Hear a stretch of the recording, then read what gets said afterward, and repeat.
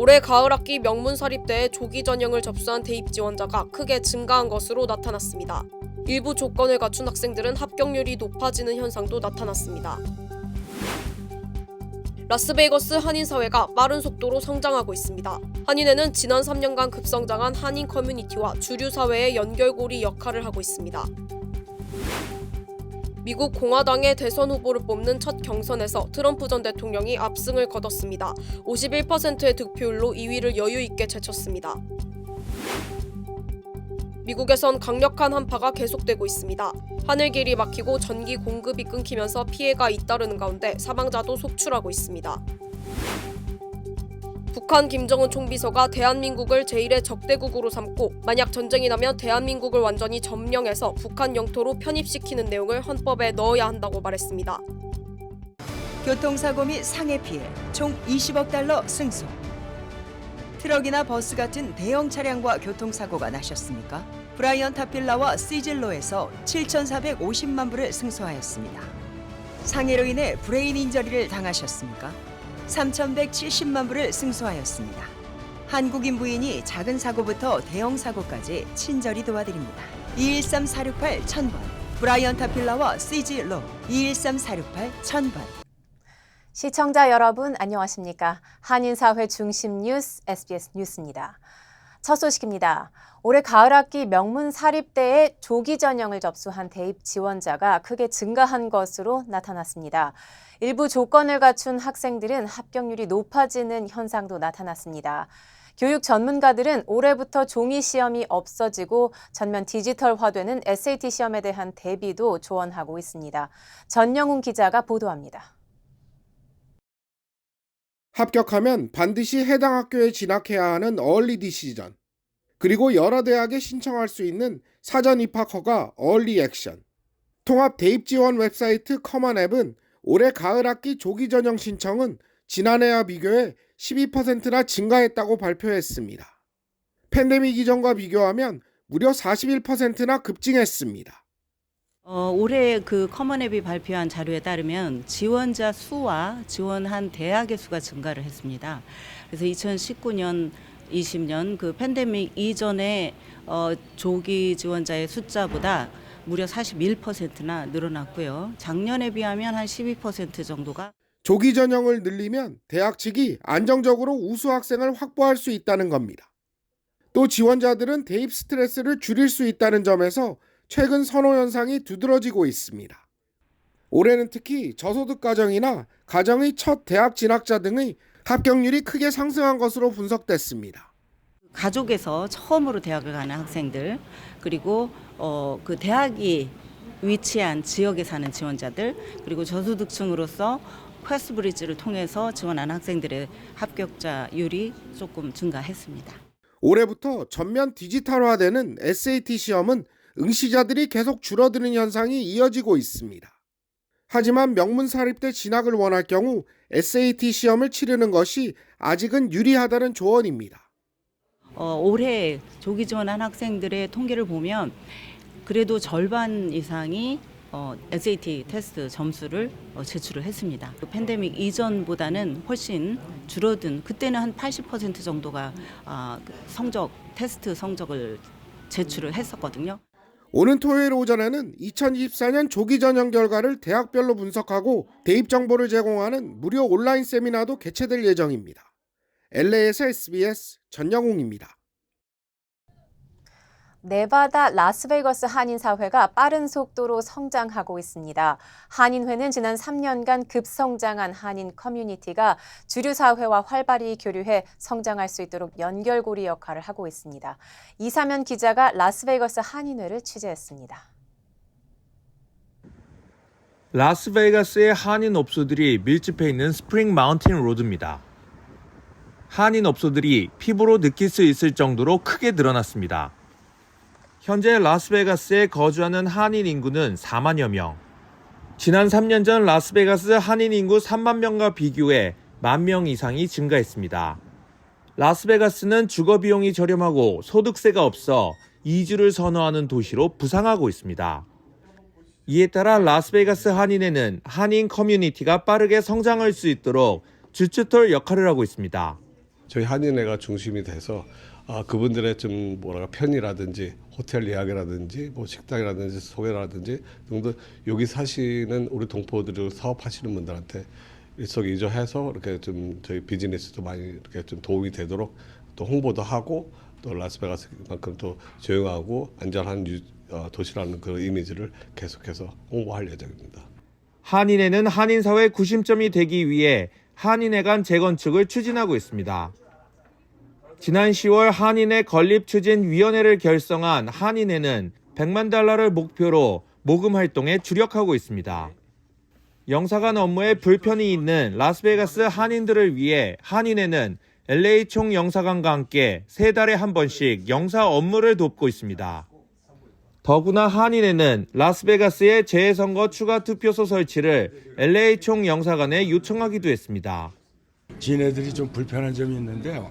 아리조나나 이런 데는 거기서 직접 한다고 들었습니다. 그래서 엊그제 제가 총영사님한테 여기서 할 수 없느냐고 그걸 갖다가 지네들이 말씀을 드렸는데 한번 노력해 보겠다고 그렇게 말씀을 하셨어요. 47년의 역사를 가진 라스베가스 한인회는 1.5세와 2세 이사를 중심으로 한인 커뮤니티와 주류 사회의 연결고리 역할을 해나가겠다는 방침입니다. SBS 이삼현입니다. 네, 다음 소식입니다. LA시 노인국이 한인타운 시니어센터에 매일 무료 점심 지원을 시작했습니다. 매일 200명에게 런치박스가 제공되는데 끼니를 챙기기 어려운 시니어들에게 큰 도움이 될 것으로 기대됩니다.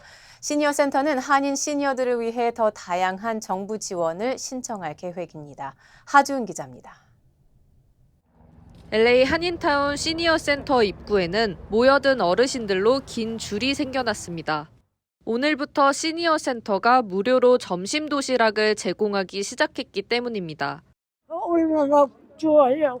혼자 사니까 집에서 밥 해먹기도 싫은데 운동 잘하고 나서 친구들하고 앉아가지고 밥까지 먹으니까 참 LA 여기 너무 감사하죠. 이번 무료 점심 프로그램은 LA시 노인국의 지원을 받아 가능하게 됐습니다. 끼니를 챙기기 어려운 시니어들을 위해 매일 200명분의 점심 도시락을 제공한다는 겁니다. 오늘 SBS LA라는 그런 시니어 센터인데 거기서 노인국이 그쪽으로 다 서포트를 해요. 필요한 거. 그러니까는 우리가 거기서 이제 이 식사를 받게 됐어요. 그래서 200분이 우리 필요하다 해서 200분을 채워줬어요. 현재 LA시 노인국의 지원으로 무료 점심 프로그램을 실시하는 장소는 모두 10곳. 간단한 빵과 샐러드부터 한식까지 포함된 다양한 메뉴를 제공합니다. 한인타운 시니어센터는 앞으로 무료 점심 개수를 현재 200개에서 더 늘려갈 방침입니다. 여기서 지금 나가는 사이트들이 10군데가 있는데 저희가 제일 크대요. 기간은 없어요. 계속 가는 거예요. 저희가 또 여기서 더 필요하다면은 300개까지도 갈 수 있어요. 시니어 센터는 한인 시니어들의 방문과 이용이 계속 늘어나는 만큼 더욱 다양한 정부 지원 프로그램의 활용을 모색한다는 계획입니다. LA에서 SBS 하주은입니다. 네, 2월 영주권 문호에서 취업 3순위 숙련직과 가족이민 2A순위만 소폭 진전되고 나머지는 거의 제자리 걸음했습니다. 영주권을 발급받을 수 있는 최종 승인일에서 취업 숙련직은 한 달, 가족 2A순위는 석 달 진전됐습니다. 국무부가 발표한 2월 비자 블러틴에 따르면 박사급이 신청하는 취업이민 1순위와 취업이민 5순위 투자이민은 승인일과 접수 가능일이 연속 오픈됐습니다. 취업이민에서 석사 이상 고학력자들이 신청하는 취업이민 2순위와 취업이민 3순위 비숙련직, 취업이민 4순위 비성직자 종교이민은 승인일과 접수 가능일이 동결됐습니다. 그 외 시민권자의 21세 이상 성년 미혼 자녀와 영주권자의 배우자와 미성년 자녀, 영주권자의 성년 미혼 자녀, 시민권자의 기혼 자녀와 형제 자매 초청도 모두 제자리 걸음한 것으로 나타났습니다. 네, 미 공화당의 첫 경선인 아이오와 당원 투표에서 트럼프 전 대통령이 득표율 51%로 완승하면서 트럼프 대세론이 탄력을 받게 됐습니다. 전 현직 대통령 간의 재대결이 점점 현실로 다가오고 있습니다. 김용태 특파원입니다. 이변은 없었습니다. 투표 시작 30분 만에 트럼프 압승 보도가 쏟아졌고 개표 초반부터 큰 차이로 앞서 나갔습니다. 공화당 첫 경선 아이오와 당원 투표에서 트럼프 전 대통령은 51% 득표로 과반 1위를 차지했습니다. 21.2%를 얻은 디센티스 플로리다 주지사를 30% 앞선 수치입니다. They want us to be great again. It's a very simple MAGA, make America great again. And America first. America first is a very important. 지지율 침체로 사퇴설까지 나돌던 디센티스는 깜짝 2위에 반색했고 hope for this country's future. And that's what we represent. We represent a chance to reverse the madness that we've seen in this country. 2위를 기대했던 니키 헤일리 전 유엔 대사는 새로운 리더십을 내세우며 추격을 다짐했습니다. Trump and Biden are both about 80 years old. Trump and Biden both lack a vision for our country's future. 네, 이곳은 당원 투표가 이루어지고 있는 아이오와 지역의 한 고등학교입니다. 체감온도 영하 30도 이하 혹한도 트럼프 대세론에 별 영향을 주지는 못했습니다. It was very cold, yes, but that's kind of normal for January. His economic policy was wonderful. 하지만 투표율은 2000년 이후 가장 낮았습니다. 4위에 머문 인도계 사업가 출신 라마스와미는 중도 사퇴하며 트럼프 지지를 선언했습니다. 아이오와는 백인 보수층이 많은 지역입니다. 그래서 2, 3위 후보들도 격차 줄이기가 목표였습니다.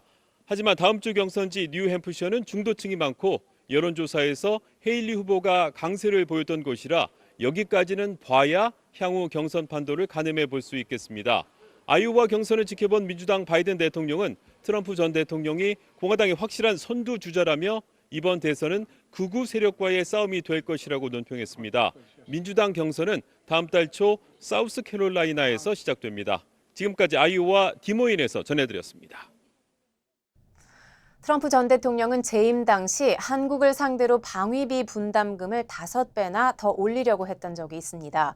최종 결과를 예측할 수는 없지만 한국 정부는 트럼프가 당선될 걸 대비해서 방위비 분담 협상을 서두르기로 했습니다.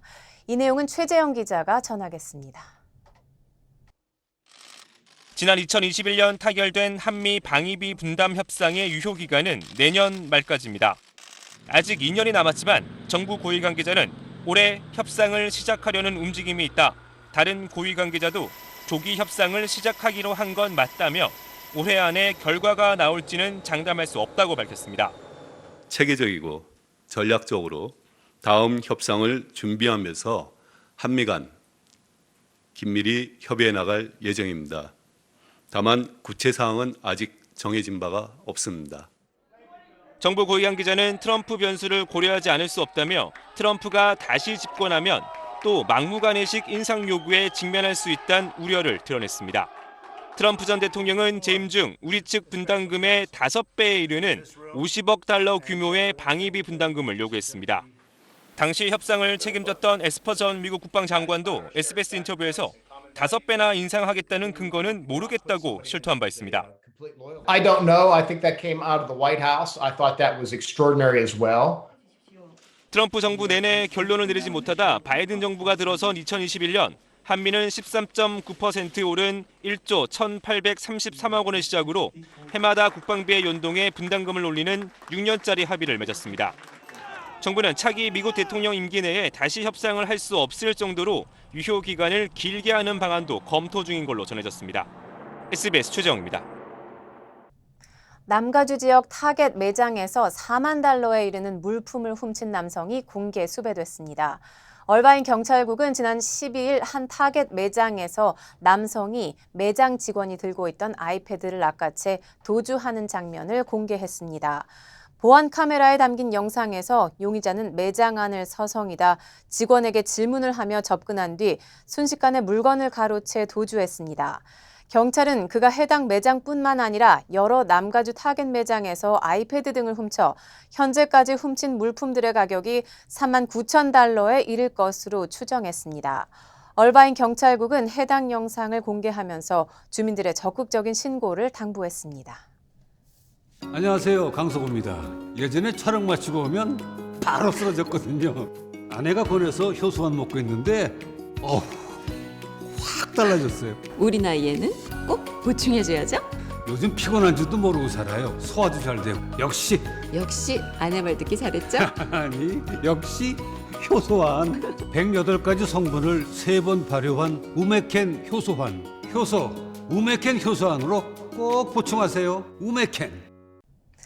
캘리포니아 외 미국 대부분 지역에서 강력한 한파가 계속되고 있습니다.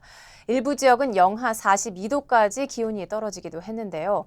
하늘길이 막히고 전기 공급이 끊기면서 피해가 잇따르는 가운데 사망자도 속출하고 있습니다. 뉴욕 김범주 특파원의 보도입니다. 냉장고에서 생수병을 꺼내자마자 위쪽부터 바로 뿌옇게 얼기 시작합니다. 갑자기 영하 22도까지 떨어지면서 중부 캔자스시티가 거대한 냉동고로 변해버렸습니다. 며칠 전만 해도 이상 고온이라고 할 정도로 따뜻했던 미국 곳곳에 순식간에 이렇게 한파와 폭설, 돌풍이 동시에 몰아닥쳤습니다. 보통은 북극의 얼음처럼 찬 공기가 소용돌이 모양으로 휘감겨서 북극에 갇혀 있어야 되는데 이번엔 이 소용돌이가 풀리면서 미국까지 폭풍이 돼서 불어닥쳤습니다. 북부는 영하 42도까지 기록한 곳이 나왔고 겨울에도 영상 15도를 유지하는 최남단 텍사스까지 영하로 떨어져 버렸습니다. 인구의 절반 가까운 1억 5천만 명에게 집에서 최대한 나오지 말고 안전하게 머물라는 경고가 내려졌습니다. You do not want to have to get a ticket and deal with this later. So the best advice is follow the bans, stay at home for whatever time is deemed necessary. 노숙하다가 또 나무나 눈사태에 깔리면서 지금까지 10명이 목숨을 잃었고 5,000편 넘게 항공편도 결항됐습니다. 혹한에 15만 가구의 전기 공급이 끊겼습니다. 일부 지역에선 생필품 사재기와 바가지 조짐도 나타나서 가격 폭리 방지법이 발동됐습니다.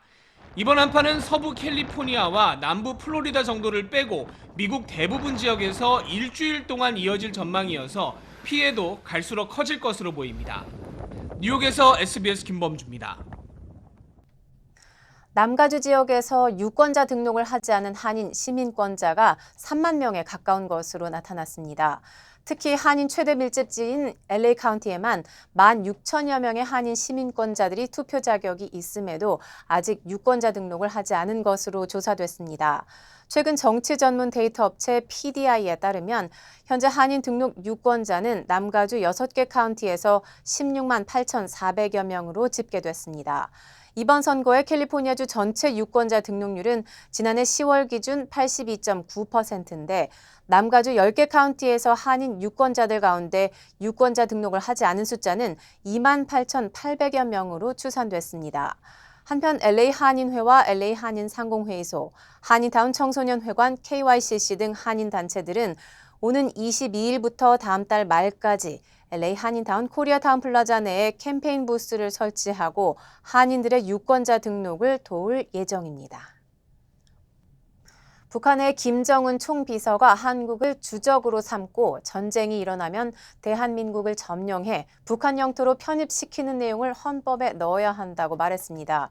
남과 북을 동족으로 간주한 말도 쓰지 말라고 지시했습니다. 안정식 북한 전문 기자가 보도합니다. 어제 평양 만수대 의사당에서 열린 북한 최고인민회의. 김정은 총비서는 시정연설에서 전쟁이 일어나면 대한민국을 완전히 점령해 북한에 편입시킨다는 내용을 헌법에 반영해야 한다고 밝혔습니다. 지난 10일 대한민국을 주적으로 처음 언급한 데 이어 헌법 명문화까지 지시한 것입니다. 대한민국을 철두철미 제1의 적대국으로 불변의 주적으로 확고히 간주하도록 교육 교양 사업을 강화한다는 것을 해당 조문에 명기하는 것이 옳다고 생각합니다. 삼천리 금수강산 8천만 결의 같은 남북을 동족으로 간주하는 말도 쓰지 말라고 지시했습니다. 우리 공화국의 민족 역사에서 통일, 화해, 동족이라는 개념 자체를 완전히 제거해 버려야 합니다. 김정은은 또 평양 남쪽 조국 통일 3대 연장 기념탑을 철거하겠다. 남북 교류의 상징 경의선 북측 구간을 회복 불가 수준으로 끊어놓겠다고 밝혔습니다. 조국 통일 3대 연장은 7.4 남북 공동성명 등 김일성의 통일 업적, 경의선과 금강산 관광사업은 김정일의 업적인데 할아버지, 아버지의 유산까지 부정하며 남북관계의 단절 의지를 밝힌 것입니다. 북한은 통일부의 대화 상대였던 조국평화통일위원회 폐지도 결정했습니다. 김정은은 불법적인 서해 북방 한계선을 허용할 수 없다며 도발 가능성을 시사했지만 적들이 건드리지 않는 한 일방적으로 전쟁을 하지는 않겠다고 여지를 남겼습니다. 윤석열 대통령은 북한 정권 스스로 반민족적, 반역사적 집단이란 사실을 자인한 것이라며 도발해 온다면 몇 배로 응징할 것이라고 경고했습니다. SBS 안정식입니다. 북한이 이렇게 위협 수위를 끌어올린 와중에 러시아를 방문 중인 북한 최선희 외무상은 푸틴 대통령을 만났습니다. 푸틴 대통령의 북한 방문 일정을 논의했을 걸로 보입니다. 러시아와 북한 사이가 하루가 다르게 가까워지고 있는데 주한 러시아 대사는 한국 기업이 러시아를 떠나기를 원치 않는다고 말했습니다. 박찬근 기자가 취재했습니다. 최선희 북한 외무상이 러시아 크렘린궁 접견실로 들어오고 블라디미르 푸틴 러시아 대통령이 밝은 표정으로 맞이합니다. 푸틴 대통령은 어제 최 외무상을 만나 양국의 여러 공통 현안에 대해 논의한 걸로 전해졌습니다. 구체적인 대화 내용은 공개되지 않았지만 지난해 9월 북러 정상회담 협의 사항과 한반도 문제 등에 대한 논의, 푸틴 대통령의 방북 일정 조율 등에 대한 대화가 오고 갔을 걸로 보입니다. 최 외무상은 앞서 라브로프 러시아 외무장관과 회담에서 푸틴 대통령을 북한에 초청한다는 김정은 국무위원장의 뜻을 전했습니다. 푸틴 대통령 동지가 편리한 시기에 우리나라를 방문하실 것을 초청하셨습니다. 푸틴 대통령 방북 일정의 핵심 변수는 3월로 예정된 러시아 대선입니다. 5선에 도전하는 푸틴은 당선을 확정지은 뒤 북한을 방문하게 될 가능성이 높습니다. 연일 북한과 밀착하고 있는 러시아는 한국과의 관계 개선에도 의지를 보였습니다. 지노비예프 주한 러시아 대사는 SBS와 인터뷰에서 한국은 비호우 국가 가운데 가장 우호적인 국가라며 한국 기업들의 러시아 잔류와 직항로 복원을 희망한다고 밝혔습니다. We do hope that Korean companies stay on Russian market, restore our direct air flights between our countries as well. That would benefit all of us. 그러면서 한국이 우크라이나에 살상 무기를 공급해선 안 된다고 주장했고, If that happens, it would deal heavy blow to our bilateral ties. 북한과의 무기 거래 의혹에 대해선 낭설이라며 일축했습니다. SBS 박찬근입니다. 이번 주말 남가주에 많은 비가 예상됐습니다. 국립기상청은 이번 주말 남가주가 폭풍의 영향권에 들면서 주말 내내 많은 비가 내릴 것으로 전망했습니다. 기상청은 금요일 오후나 토요일부터 비가 내릴 것이라고 예보하며 이 비가 22일인 월요일까지 이어질 것이라고 예보했습니다. 대부분 지역에 0.5에서 1인치 이상의 비가 예상되며 일부 산과 계곡에는 2인치 이상의 비가 내릴 전망입니다. 기상청은 이번 비가 기온에는 크게 영향을 미치지 않을 것이라고 전했습니다. 중동 지역에서 포성이 멈추지 않고 있습니다. 이란은 가자 전쟁이 시작된 이후 처음으로 이스라엘 정보기관을 미사일로 공격했고 이란과 가까운 예멘의 후티 반군은 대놓고 홍해상의 미국 선박을 공격했습니다. 김경희 기자입니다. 어둠 속에서 붉은 화염이 번지고 있습니다. 현지 시간 15일 밤 이라크 북부 도시 아르비를 향해 이란 혁명수비대가 공습을 감행했습니다. 미 영사관 근처에 미사일이 떨어지면서 최소 4명이 숨지고 6명이 다쳤습니다. 비슷한 시각 시리아에도 이란의 탄도미사일이 여러 발 떨어졌습니다. سپاه پاسداران انقلاب اسلامی اعلام کرد در 2 حمله جداگانه مقرهای جاسوسی موساد در اربیل عراق و تجمع گروهک‌های تروریستی ضد ایرانی در سوریه را با موشک‌های بالستیک 가자 전쟁이 시작된 이후 이란이 이스라엘 정보기관을 목표 삼아 직접 타격한 건 처음입니다. 이란은 지난 연말 무사비 혁명수비대 준장을 공습 살해한 이스라엘에 보복을 공언해온 데다 지난 3일 솔레이마니 사령관 추모식 폭탄 테러의 배후로도 의심해왔습니다. 특히 시리아에 최장거리 미사일을 발사한 건 이스라엘 본토도 언제든 공격할 수 있다는 경고를 보낸 거란 분석이 나옵니다. 예멘의 후티 반군은 홍해상의 미국 상선을 겨냥해 미사일을 쐈습니다. 별다른 피해는 없었지만 후티 반군은 미국 선박에 대한 공격이 이제 시작일 뿐이라고 경고했습니다. تؤكد أن الرد على الاعتداءات الأمريكية والبريطانية قادم لا محالة وأن أي اعتداء جديد لن يبقى دون رد وعقاب.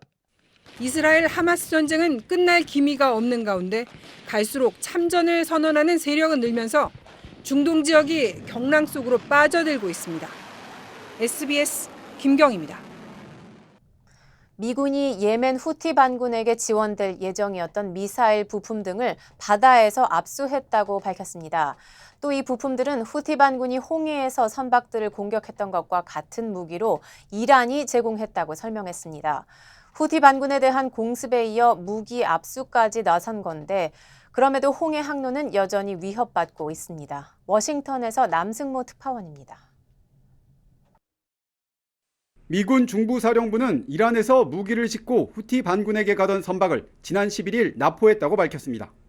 미 해군 특수부대가 헬기와 무인 항공기 지원을 받아 소말리아 해안 근처에서 해당 선박에 탑승해 추진체, 유도장치, 탄도 등 중거리 탄도미사일과 대함 순항미사일의 부품을 압수했습니다.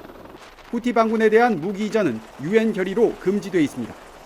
We stand ready to defend our interests, our sailors, our ships, and that of merchant shipping as required. We're not looking for a war. They still have time to make the right choice, which is to stop these reckless attacks. 중부사령부는 작전 과정에서 대원 2명이 실종됐으며 납포한 선박은 안전하지 않다고 판단해 침몰시켰다고 덧붙였습니다. 초기 분석 결과 홍해에서 후티가 상선 공격 때 사용한 무기와 같은 제품으로 파악됐다고 설명했습니다. 미국은 또 후티 반군에 대한 세 번째 공격으로 상선 공격 준비를 갖춘 탄도미사일 4기를 타격했습니다. 하지만 미국의 이런 노력에도 홍해 항로는 더욱 위험해지고 있습니다. 지난 12일과 13일 미국과 영국의 공습 이후 후티가 전방위 보복에 나서면서 지난 15일 미국 선박이 지대함 미사일에 맞은 데 이어 하루 만에 예멘 앞바다에서 그리스 화물선이 미사일에 피격됐습니다. وجاءت عملية الاستهداف بعد رفض طاقم السفينة النداءات التحذيرية منها الرسائل التحذيرية النارية. 대형 에너지 기업 쉘이 홍해 항로 운항을 무기한 중단하는 등 업계가 잇따라 대체 항로로 바꾸면서 해운 대란이 현실화하고 있습니다. 워싱턴에서 SBS 남승노입니다. LA 한인회가 여주시, 전주시와 MOU를 체결하고 청소년 교류 프로그램을 진행합니다. 각 지역 주요 한인사회 소식입니다. LA 한인회가 여주, 전주시와 청소년 뿌리교육 교류 프로그램을 진행합니다. LA 한인회는 팬데믹으로 미뤄졌던 프로그램을 오늘부터 전격 시행할 방침입니다. LA를 방문한 여주와 전주시 청소년과 인솔자 35명은 오늘부터 LA 지역에서 8박 9일의 다양한 체험활동을 이어갈 계획입니다. 민권 변호사로 활동해온 김도영 변호사가 한인 최초로 말틴 루터킹 인권상을 수상했습니다. 김 변호사는 지난 14일 열린 제54회 마틴 루터킹 데이 기념 수상식에서 인권 대상 정의를 위한 메이저 드럼상을 수상했습니다. 메이저 드럼상을 받은 최초 아시안 수상자가 된 김 변호사는 인권 신장 운동과 청소년 지도자 육성을 위한 공로를 인정받았습니다. 지난 토요일 제17회 워싱턴주 한인의 날 기념식이 개최됐습니다. 한인 등 500여 명이 참석한 가운데 워싱턴주 상하원 의원들도 직접 참석해 축하의 인사를 전했습니다. 또 함께 진행된 코리안 아메리칸 어워즈에서는 줄리강 시애틀 대학 교수에게 감사패를 전달했습니다. 뉴욕시에 한파주의보가 발령됐습니다. 도립기상청은 뉴욕시 이번 주 기온이 평년 기온보다 낮은 20도 초반으로 떨어지고 주말까지 강추위가 이어질 것으로 예보했습니다. 뉴욕시 응급관리국은 주민들이 아침 출근 시간 빙판길과 교통체증에 철저히 대비할 것을 당부했습니다. 민주평화통일자문회의 하와이 협의회가 한반도 평화통일기원 걷기 대회를 개최합니다. 올해로 13회를 맞는 이번 대회는 오는 27일 오전 8시부터 마카푸 포인트에서 열릴 예정입니다. 이번 대회 참가자들에게는 추첨을 통해 한국 왕복 비행기 티켓과 한국마켓 선물권이 증정되고 청소년들에게 기프트카드 등 상품도 마련됐습니다.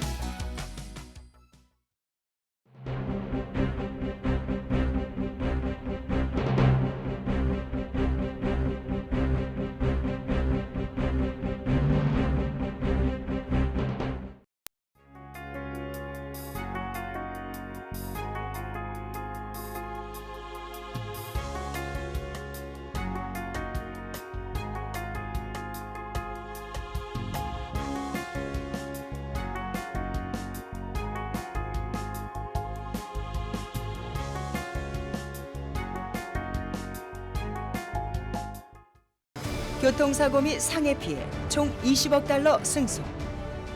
트럭이나 버스 같은 대형 차량과 교통사고가 나셨습니까? 브라이언 타필라와 시즐로에서 7,450만 불을 승소하였습니다.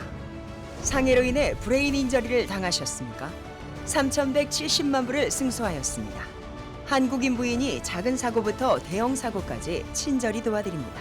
213-468-1000번 브라이언 타필라와 시즐로 213-468-1000번. 안녕하세요, 강석호입니다. 예전에 촬영 마치고 오면 바로 쓰러졌거든요. 아내가 권해서 효소만 먹고 있는데 확 달라졌어요. 우리 나이에는 꼭 보충해줘야죠. 요즘 피곤한 줄도 모르고 살아요. 소화도 잘 되고. 역시 아내 말 듣기 잘했죠? 아니 역시 효소환. 108가지 성분을 3번 발효한 우메켄 효소환. 우메켄 효소환으로 꼭 보충하세요. 우메켄. 한인 사회 소식을 집중적으로 다루는 저희 SBS 아메리칸 뉴스는 유튜브를 통해 다시 시청하실 수 있습니다. 아름다운 댓글 문화를 선도하는 SBS 시청자 여러분을 기대합니다. 뉴스를 마칩니다. 시청해 주셔서 고맙습니다.